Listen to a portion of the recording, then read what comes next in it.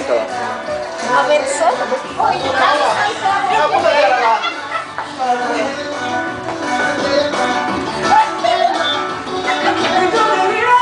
Tá todo mundo doido. Todo mundo cheio de vinho. Elita, Renildo, Flor. Todo mundo cheio do vinho. Olha, olha lá, olha. Elita é tudo. E não demora, vai a Ilma também. A Ilma já tá aqui doida também. Olha, olha. Olha, dona Antônia, como tá os seus filhos e os seus sobrinhos. Olha, Canania, o seu filho com os seus sobrinhos aí, olha. Pra senhora ver, hein? Viu? Como tá, viu? Isso aí é a água que eles estão bebendo. Só beberam água, viu? Água mineral com gás. Tá vendo? Veja só o que é mangal, rapaz. Isso é água que passarinho não bebe. Você tá danado. Enquanto...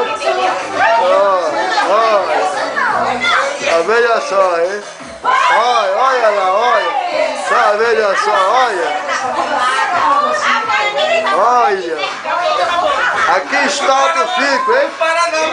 Aqui estado eu fico depois de um garrafão de vinho. Um garrafão de vinho. Olha, acho que é a dança do macaco. É a dança do macaco. Você já viu isso? Já viu isso, tia Nania? Já viu isso, dona Antônia? A dança do macaco, olha. Vai ser agora que o bicho vai pegar, é agora. Agora o couro come. Olha. Meu Deus do céu. Olha, olha, olha. Olha, o negócio tá... Americano. Olha, tá vendo? Olha. Deixa eu ver o que é que vinho não faz, hein? Tá vendo? Eita, Natal arretado esse. Acabaram com as garrafas tudo. Secaram as garrafas, nem garrafa tem mais, ó. Não aparece.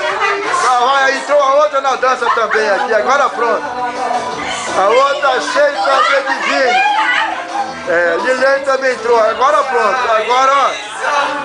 Agora é a muvuca toda. Ei, dessa família não sei não, viu? Meu Deus. Ei, já vamos puxar outra aqui, ó. Tem uma aqui que estava dormindo desde cedo, olha. Essa não fica nem em pé. Olha. É aí, pronto, agora pegou santo. Saravá, meu pai.